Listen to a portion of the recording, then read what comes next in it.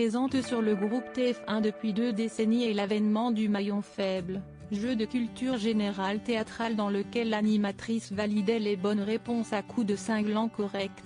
Laurence Boccolini quitte la une s'estimant délaissée, attendant que son téléphone sonne. France 2 a su saisir la balle au bond et a choisi d'accueillir une professionnelle aguerrie aux jeux télévisés. Elle avait d'ailleurs véritablement débuté sa carrière sur la chaîne publique dans le registre en 1995 avec Que le meilleur gagne. Une fin de parcours discrète sur TF1 à l'approche de la nouvelle saison, le bilan mercato s'annonçait assez morose et Laurence Boccolini est arrivée. Celle qui a repris le flambeau en 2018 du grand concours des animateurs après le départ de Carole Rousseau laisse une nouvelle fois le divertissement orphelin de sa présentatrice après seulement 7 numéros commandés, dont un consacré aux humoristes. Il faut dire que l'ex-Mademoiselle Joubert ne croulait pas sous les propositions depuis l'arrêt de Money Drop en 2017.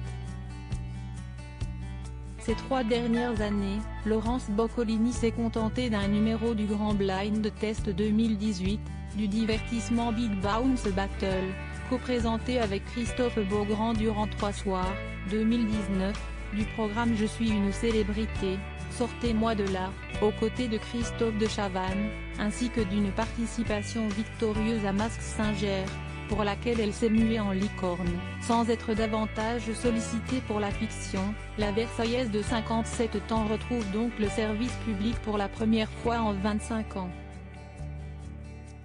Le pari est osé puisqu'il s'agit pour elle de récupérer Mot de passe, jeu initié avec succès par Patrick Sabatier entre 2009 et 2016.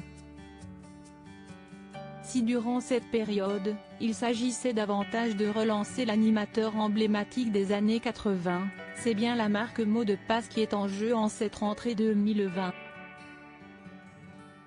Une formule champion pour Mot de passe adaptée du format Password, qui a vu le jour au début des années 60 sur CBS, le jeu de lettres présentait un duel de candidats anonymes, accompagné d'une célébrité prêtant main forte à tour de rôle aux 2 joueurs. La première manche, incluant 4 rounds, consistait pour chaque duo associé de faire deviner un total de 5 mots en 30 secondes. Les 4 manches permettant ainsi aux candidats de jouer avec les 2 personnalités présentes tout en occupant les 2 fonctions, deviner et faire deviner les mots. Quant à la finale, offrant la possibilité de remporter jusqu'à 100 000 €, elle mettait au défi le duo associé de gravir les différents échelons avec 3 indices par mot et une marge d'erreur réduite de niveau en niveau. Ainsi, pour atteindre le dernier palier, il était impératif de trouver les 5 mots en jeu alors que le premier niveau présentait un total de 9 mots et une indulgence chiffrée à 4 erreurs.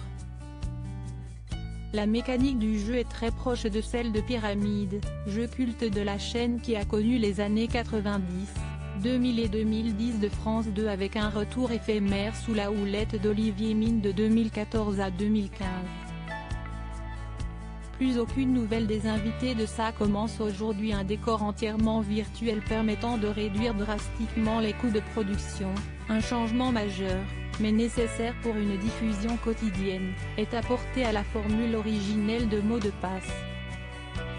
En effet, le joueur gagnant est amené à revenir le lendemain jusqu'à rencontrer son bourreau.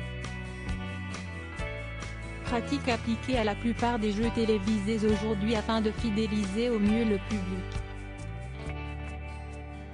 Rendez-vous à 10h35 du lundi au vendredi à compter du 31 août 2020.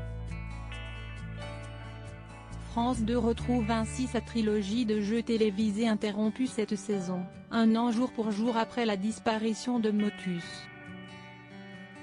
De ce fait, Faustine Bollaert et la déclinaison de Ça commence aujourd'hui font les frais de cette arrivée.